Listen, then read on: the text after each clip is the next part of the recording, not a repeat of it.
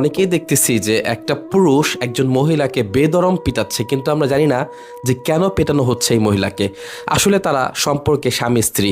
মূলত ঘটনা যেটা ঘটেছে এইখানে, এই স্ত্রী ঈদের ছুটিতে তার হাজবেন্ডকে বলেছে যে আমি এই ঈদের ছুটিতে আমার বাবার বাসায় বেড়াতে যেতে চাই, কিন্তু হয়তো বা তার স্বামীর হাতে কোনো টাকা ছিল না, যার কারণে এই স্বামী তার স্ত্রীকে তার বাবার বাসায় পাঠাতে পারেনি। তবে সে কি করেছে, ঈদের ছুটিতে তার স্ত্রীকে নিয়ে একটা পার্কে ঘুরতে গিয়েছে। পার্কে ঘুরতে যাওয়ার পর একটা ফুচকা অর্ডার করে এবং স্ত্রীকে ফুচকা দেয় খাওয়ার জন্য। সেই স্ত্রী ফুচকার প্লেট হাতে নিয়ে তার স্বামীর চেহারায় মারে এবং বলে যে এই তোর ফুচকা তুই খা, আমি এই ফুচকা খাবো না।